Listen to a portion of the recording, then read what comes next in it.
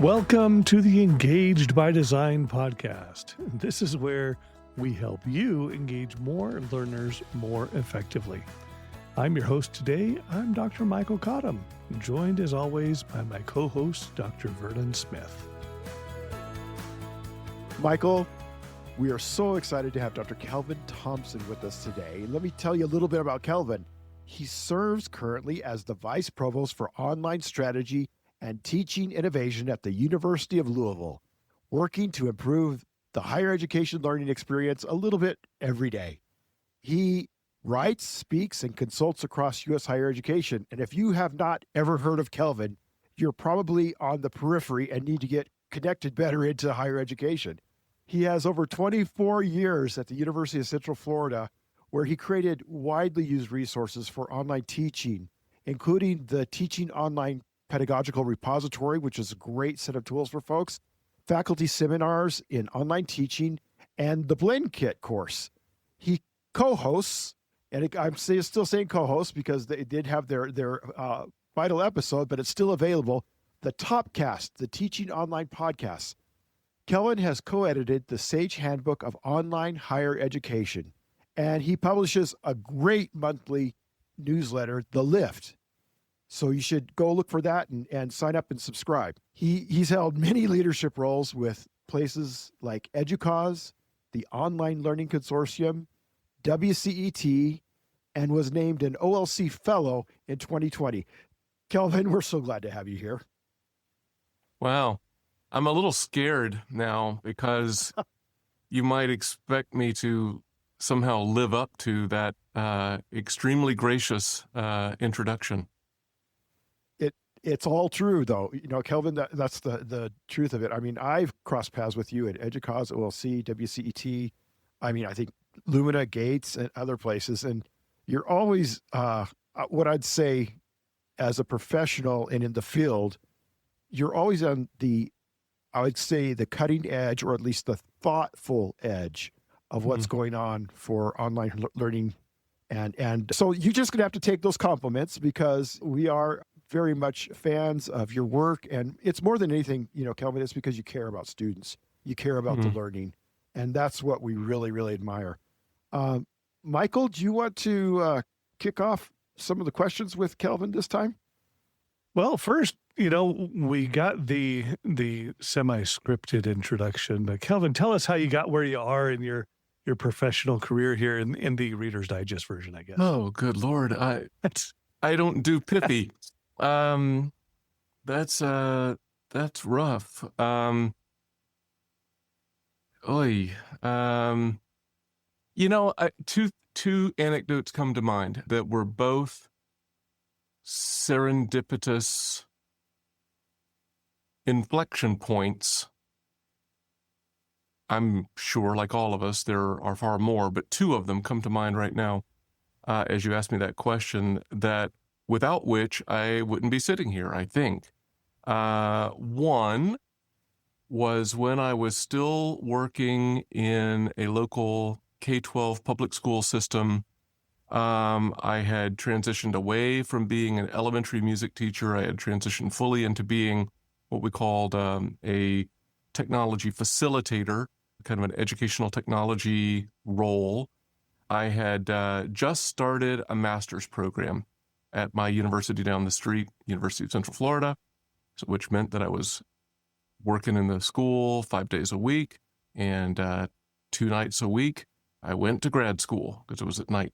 And it was in one of the first class meetings of one of the 2 first classes in the first semester that I was taking, where the fellow teaching the class was about to give us a break because, you know, these were like long evenings. He was about to give us a break, and he pulled out an email to read, because that's what you did then in 1998. You pulled out a piece of Print paper. it out, right? You had to print it out email. Works. That's exactly right. You bring it to class. You don't pull it up in the class. You don't have a phone. At any rate, he says, yeah, looks like they're looking for some part-time help in this new office to help do some support of online classes, and looks like there might be a opportunity for maybe full-time role after. If you're interested in that, catch me at the break and I'll give you the email address. So the next day, I went to the break, I got the email address. Next day, I used my brand new K-12 email address, which I swear I had gotten like within the month. And I emailed Barbara Truman at UCF at the time, who was an early leader in online learning. And then she let me come in and interview, and she hired me as a part-timer so that in addition to those 2 nights a week that I was in class, 3 nights a week I was doing whatever they left behind for me to do, in some desk tray in the spooky administration building where I had to, they had went from one person in the building from whatever, 100 or more during the day. So the air conditioning was on. So I was freezing, and I had to go get the vending machine coffee just to try to stay warm. That was one anecdote. And the other, in, I guess, August 30th of 2022, I happened to open the email from a recruiter that said, hey, there's this opportunity. And, some days, as I tell people, you don't open the email. Some days you open the email and you go, I don't think so. Or what would it be like to live in Iceland? Or, or something. And this one I opened, and the juxtaposition of online strategy and teaching innovation in this title grabbed me. I've tried to keep a foot in both of those spaces through the years. And you don't find a lot of positions where that's an explicit emphasis like that, framed that way. And so I read on, and I sent my wife a note, and I said, sometimes I point and laugh via the email. And I said, this one is interesting. And those 2 anecdotes, that's why I am where I am. And I'll say, just because I try to be clear about this, I was happy where I was doing what I was doing and with whom I was doing it.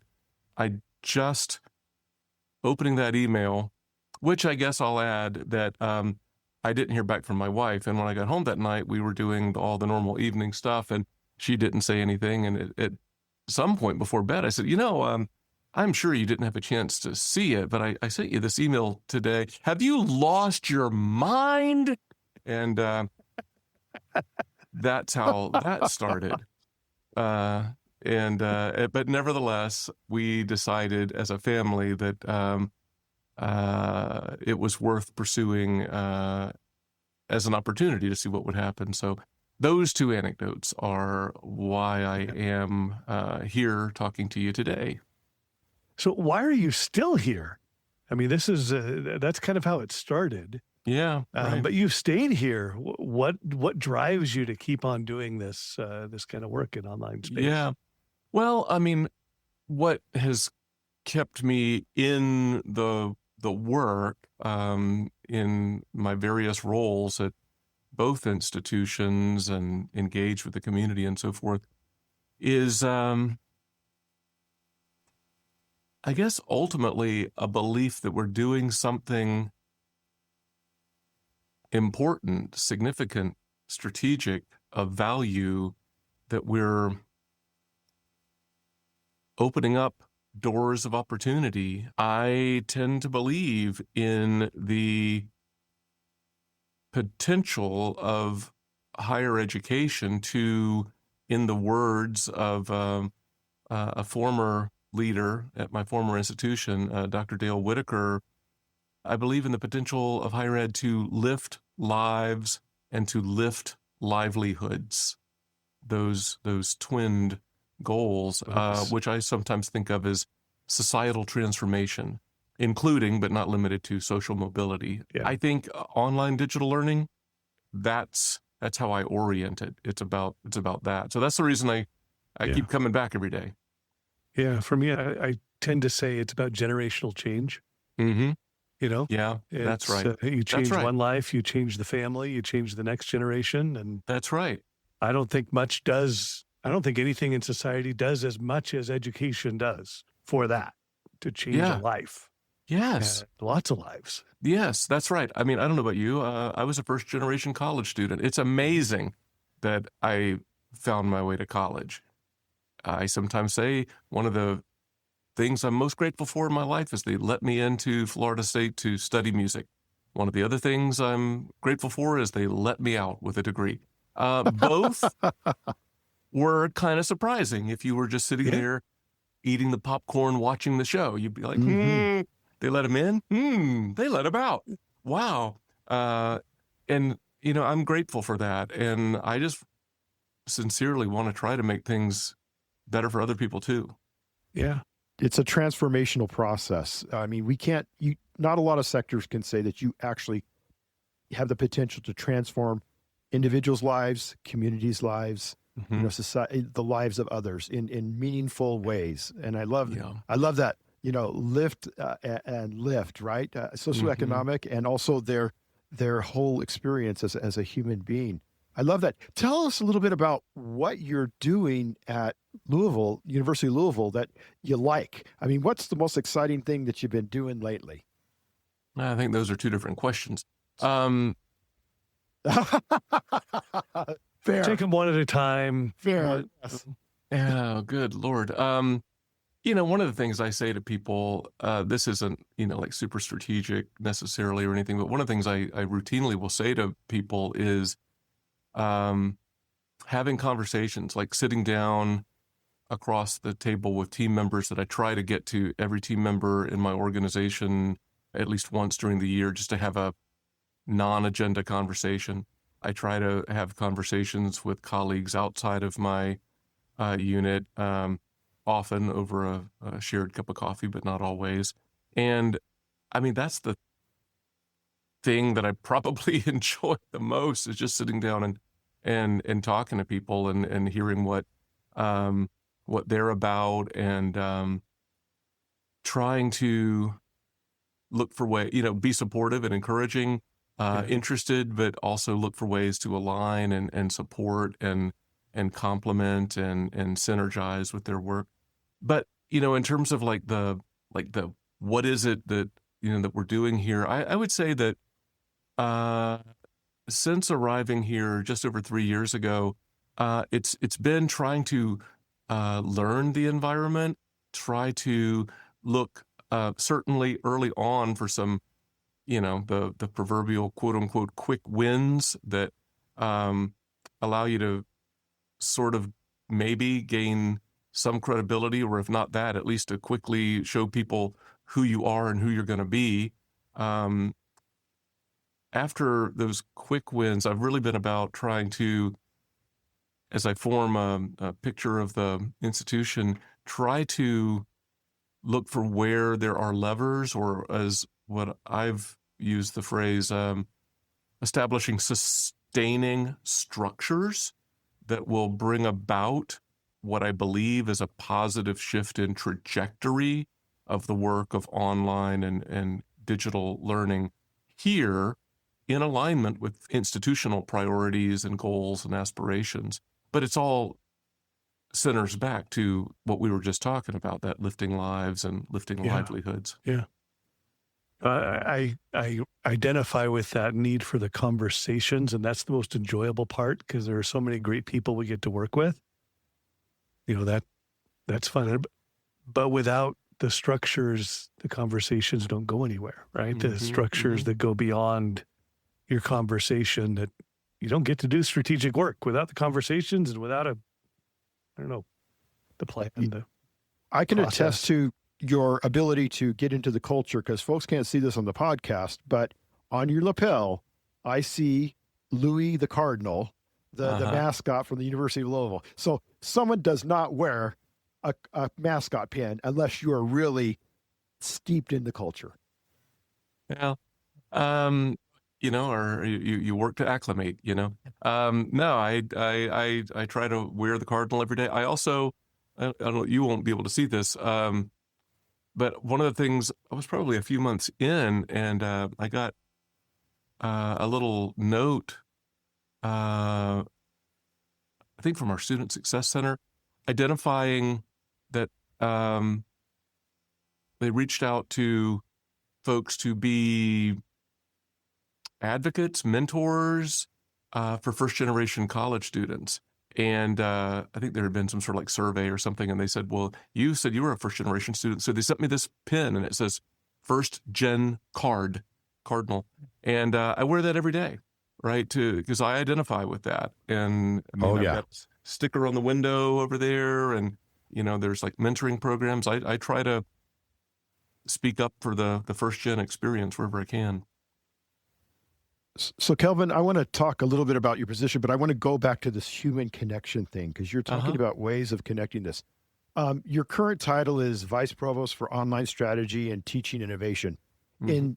In some ways, you've seen the development of the COLO, the Chief Online Learning Officer, over time. How do you feel like your position is the Chief Online Learning Officer as well as beyond that, and some of the differences you might Ooh, expect? yeah, that's a good question. It really is. Thank you. Short answer is I don't know. The the the longer answer is yeah, I think about that regularly, and the longest answer follows. It would be really easy to say that the first two words in my title are the COLO thing, online strategy, Hmm. vice provost online strategy, the end, COLO, and then the teaching innovation is something else. Um, that's not the way that I approach the job, though, right? It's I think that teaching, course design and teaching, the well prepared and well supported course design and teaching, alignment with known and discovered effective practices in effective course design and effective teaching, all of that is a lever, right? All of that is is a means to student success and retention and timely graduation. I sometimes say, hey, I'm one of those funny people that sees a connection between teaching and, learning. Or as a colleague here, Caroline Boswell has coined this phrase. I like to quote her as saying, teaching as a student success intervention. Or I sometimes say, can we all agree that there's a non-zero impact that teaching has on student success? We It's a low hope. bar. Yes. We hope. Because if the answer is yes, well then can we agree that we should optimize that to be as effective as possible? Right? Absolutely. So Absolutely. those two things, right, on the either side of the ampersand in my title are not, like, oh, Monday, Tuesday, and half a day Wednesday, I do the online strategy, and Thursday and Friday and half a day Wednesday, I do the teaching innovation thing. It's the teaching innovation thing cuts across, like teaching broadly for the institution, the purview of the classic teaching and learning center, but also into the online and digital space. What I've found really is, starting out as an instructional designer, I don't know if everybody would agree with this or not, but it's been my experience that when you pursue online course design, there's an artifactual nature of that process where you can see everything. You're not just saying words into the Right. air. So if you have an intent, then you have to see that somehow. And so when you do that, you can see whether there's alignment between intention and execution or not much more easily than Yep. if you just walk into a four walls and a door environment and you walk away and you go, I don't know, did that land? I mean, did it work? Hmm. Or you collect the papers and you're going to go, oh, these seem lower than, you know, the artifactualization, if that's a term, of online course design makes the alignment more likely. And then what I've found through the years is if you're engaged with faculty members who do that course design and think about teaching practice in the online context, it makes the formerly invisible visible. Yep. The formerly intangible more tangible. And then that means that whatever those ahas are, they're more easily taken into other modalities as well. So I kind of see, the online thing as an influence on the non-online stuff, and I see course design and teaching broadly cutting across into the online space. But then, of course, there's non-teaching online stuff as well. Hence, some of the sustaining structures and quality assurance mechanisms and strategy stuff. Right. I love that you're taking, I'd take it from a knowledge management theory, and you're taking the tacit that happens maybe in that classroom in the four walls, and you're moving it to making it explicit, right? The transformation to the transparent and codified, that you actually can see something there. I love that example that you've given there. Yeah, thank you. And I think the nature of online learning and online learning development and structural design means that teaching process is very visible, like you were saying.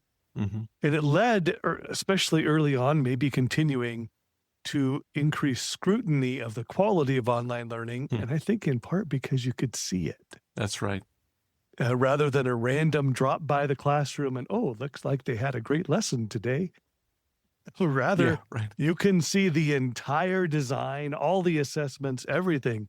So it's led to higher scrutiny over the years. Maybe it's made us better. I don't know. Well, I think, like they say on the commercials, your results may vary.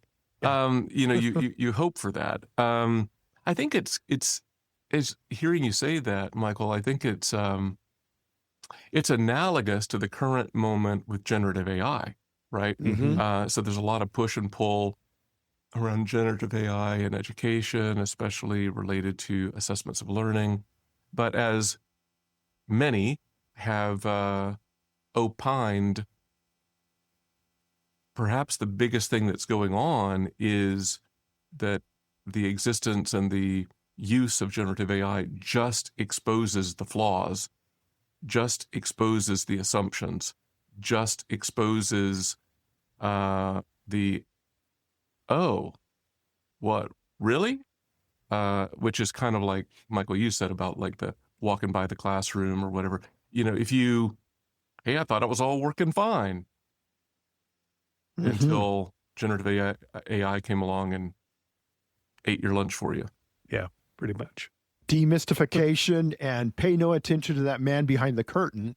That's right. That's there. I think that's a really key point that you've brought up here, is that it's actually because of the explicit, meaning the tangible and explicit knowledge aspect there. It is more observable.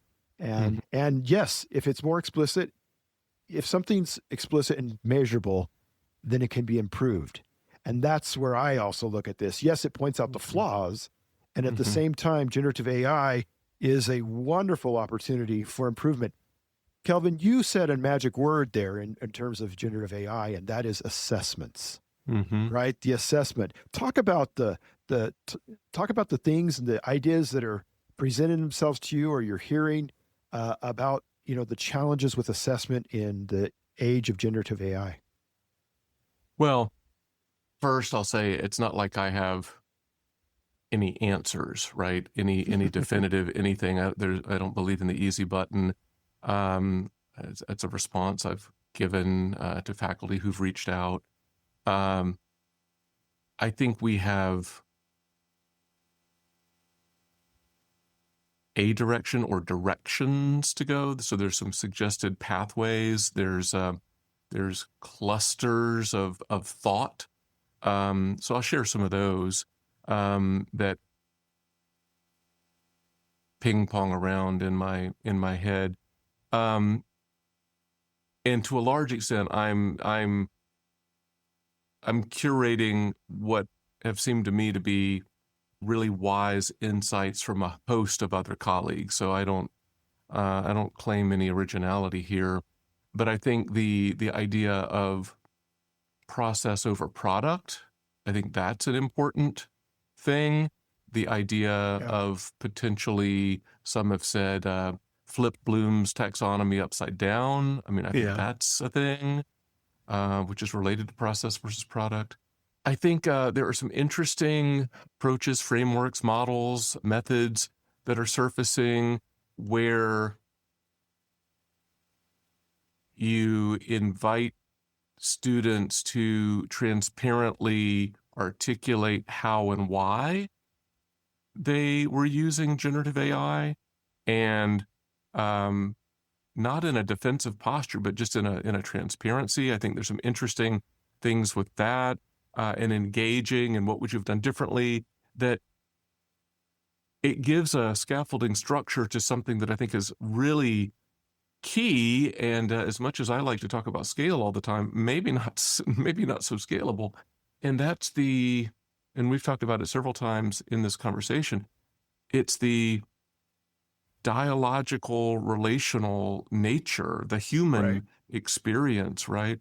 I think that's really important. I think, so I think wrapped up in here somewhere is the importance of the need for each of us, all of us, getting better at fostering what we might call the human, showing up as our best, most authentic human selves who are willing to engage with other humans in our teaching and learning settings, and bringing things like empathy and trust fostering to bear, right? To say that, hey, look, man, I know you could leave here and go generate your way down the road, but okay, fine. There are some things that you can source out to generative AI. There are some things that you can thought partner your way toward brainstorming or refining.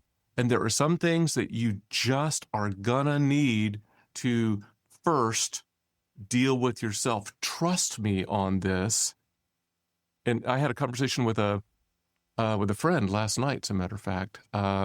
She's doing a second master's degree, and I won't name the institution, but she said, oh, I'm doing my master's degree at this institution. I'm like, well, how is that?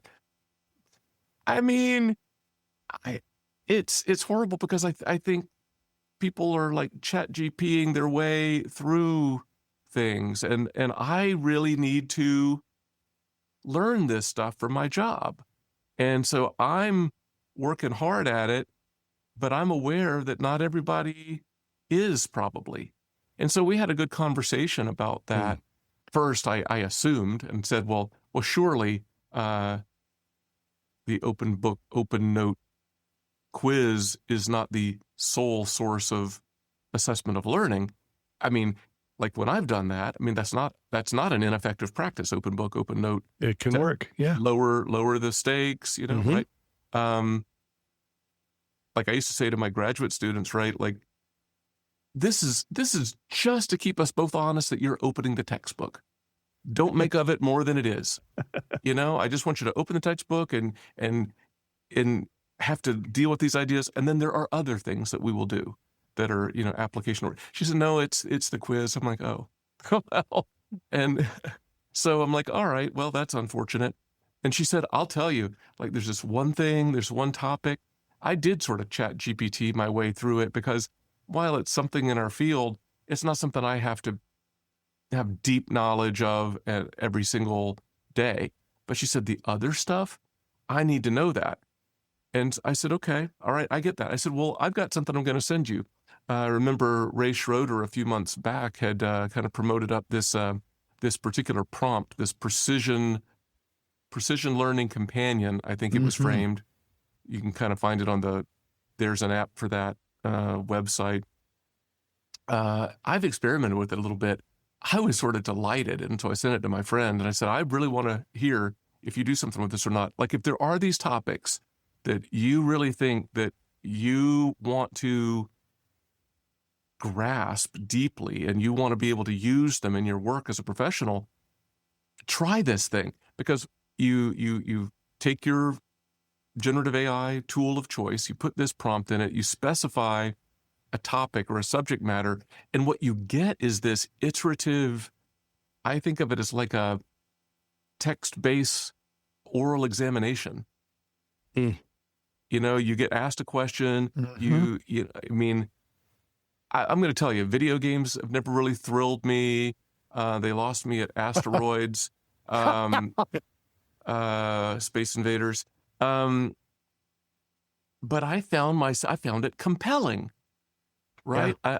I teased it up with, because I can get better at this stuff. I prompted it up with online program marketing strategy. And it asked me some questions, and I gave it, they're like, oh, that's a good answer.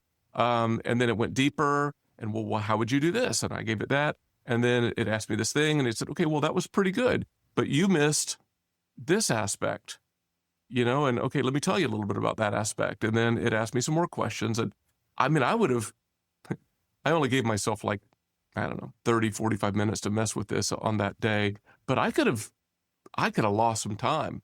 I mean, I was engaged. It was something I cared about. Yeah. The questions were good, right? So I think that's a part of the AI thing. And then I love this. I'm trying to think of who put this out on a podcast or on LinkedIn the last few months ago, but it was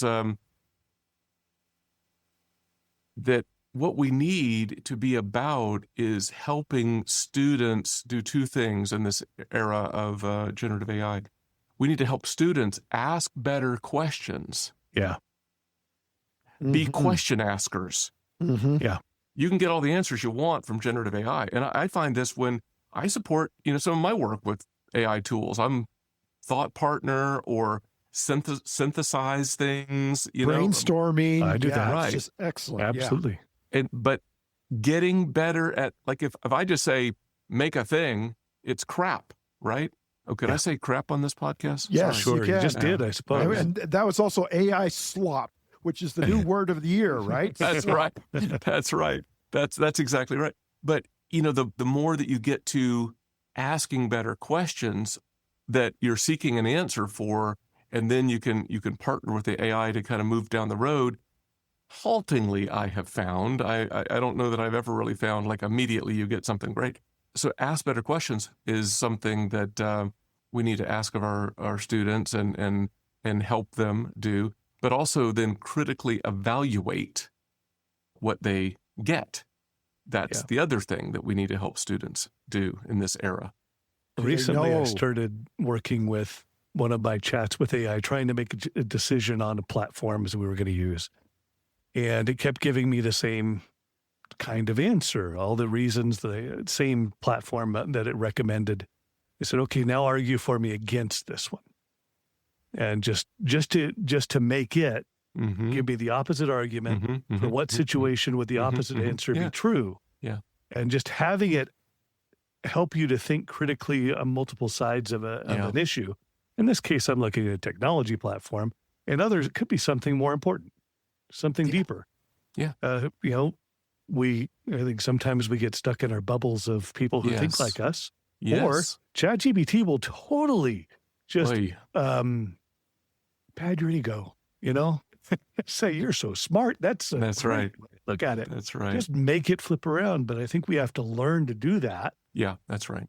And with AI or with the chat features, it's low stakes. You asked a bad question, ask it how to make a better question. You can just get better and better at what you're trying to do if you use it that way rather than just accepting, oh, it thinks I'm wonderful. Yeah, that's true. That's right. I mean, one of the things that I like to do, I like that tip, Michael, of take the counter position. Yeah. Depending on what I'm doing, especially if I'm looking for a draft of something, especially if it's got like lots of different moving parts and so forth, I'm like, okay, here's what I want to do. Here's what I want. Give me a prompt that is going to get the optimized result. And that's not bad. But then what I've learned to do is say, stop, don't do anything yet. Process that, ask any clarifying questions, state any assumptions, clarify any misperceptions, and I get some, right? And like, okay, we go back and forth. I haven't even gotten to the prompt yet, right? And then you get the prompt. and tell it like what the prompt, preferably which mode of which generative AI platform you're going to use. So optimize the prompt for Google Gemini Pro or whatever, Very metacognitive, right? What is your meta theory behind your utilization of AI, generative AI? What is your meta theory? And that requires cognitive. And I wanted to sort of bounce this off of you because I think it'll go to our connecting piece to others. About 50 years ago, a guy by the name of William Wang talked about the unbundling of higher education. And he looked at higher education in 5 functions. So the first one he said, of course, is imparting information, right? We can call that teaching, right? At that time, think 1975. Rotary dial telephones and long extension cords and things like that. Accreditation was a function. Coercion, which he thought was motivating people through structure, that they're able to understand what the rules are. Counseling, guidance, placement, mentoring. And the last one was club membership. And it was the social and networking benefits that he saw as a function with higher ed. You've just said that, you can get the imparting information part. That's a challenge because that is now highly enabled through generative AI and the internet and all the other sources that we have there. But these other aspects, awarding degrees, will the degree matter in the future? I do think it will. But, how relevant is that degree is interesting. Getting folks through, that's student success in some ways. I don't like to call it coercion, but it is student success. Right. And, we want them to do that, the counseling, but those 2 parts of the club membership and the counseling, the social and networking benefits and the guidance. Talk a little bit about how those have gone to the forefront. They're not in backstage now. They're front stage, and even more important in connecting students and learners in their journey. Yeah, that's good. I haven't read that. I'll have to look that up. I think that's a thoughtful construct. I mean, even 50 years hence, and I think you're doing some quick, facile translation and transliteration culturally, but yeah, you make a good point. I think it's the human, right? There's something uniquely human if you do it right that is foregrounded there. It's back to that human connection piece. It's back to seeing the student as a human. It's about surfacing, getting up to the surface, underlying motivations, aspirations, not just what you say, but what's behind that and what's behind that and what's behind that. Those are very human things, emotions and dreams, and how that might cause you to persist through a difficult academic journey, or how you might grease the skids, technologically. And I don't mean that just to be clear, I'm not talking about greasing the skids from some sort of like academic misconduct way. I mean, like there are efficiencies to be found in technologized tools, right? Whether that's, here's geeky thing of the moment. Like I love e-texts and being able to search for stuff. Yeah. And I love Apple Podcasts, I guess AI generated transcripts that are searchable. Right? I love that. Oh yeah. I love that. I mean, there's an efficiency there. So I've listened to an hour of your show, right? And then, there was this moment, and I think there was this moment where I think it was Michael said something brilliant, and I'm gonna have to listen to the whole hour again, as opposed to I kind of remember he said something about kumquats, so I don't remember that one. But no, Probably you can was search me, though. for it. That's the whole point. You can it's more explicit. You're able to find that information. Yeah. So the humans, not in opposition to the technological necessarily, but empowered by, supported by. But we've got to foreground the human. So I think that counseling part, and that I'm not a big fan of that phrase that you used, the club. But I don't like that either, because it's reeks of elitism. Oh yeah, and exclusivity. oh yeah, and other things like that. So that's a very 1975 type of it doesn't. But if Coercions and clubs, both. coercion is for student success, right? Get you through, right? And clubs. So That's right. if we try to position it in something that's actually useful. Yeah, the network thing. The network is good. It's the network, the human connection. Yeah, the network is good. And I remember, I don't know what this article was. I think I was in grad school. Maybe I ran across some article that this was new to me at the time. It introduced sort of similar, to what you're talking about, of like a function of higher ed. Faculty as gatekeepers of a discourse community. Mm-hmm. Yeah, that fits perfectly. Right? You're a vocabulary, a language, and entree. Now, I'm going to say there feels like a tiny little bit of exclusivity in that too, that I'm also not a huge fan of. But maybe not. I mean, maybe it's simply a matter of saying that you got to know to turn that doorknob for the door to open. I mean, maybe there's probably listeners who don't know what you mean by rotary dial telephone, This may be true. This may be true. Heaven help us if we're a party line. Oh, wow. Yeah.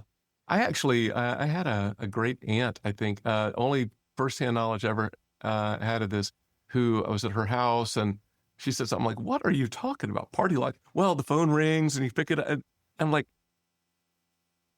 but it was in the same little town where I lived. I mean, so it was probably old then, but she had one. So, okay. Which, you're sharing the phone line across multiple households. And so the phone rings and you pick it up, and I don't know much about beyond that. I don't know if there was like a more sophistication of certain number of rings or whatever, but it's like, get off the phone, Vernon. This was my call. Exactly. I have no firsthand on that. I remember hearing the words. Uh-huh. That was part one of our conversation with Kelvin Thompson, where we explored leadership, innovation, and the evolving role of teaching in a digital world. In part two, we'll dive deeper into human connection, scaling impact, and what it really takes to engage learners today. Please join us in our next episode to hear more. If you want to shape future episodes, send us the questions you're wrestling with right now. We may feature it in an upcoming conversation. In the meantime, please follow, rate, and share the show. We appreciate you being here, and stay engaged by design.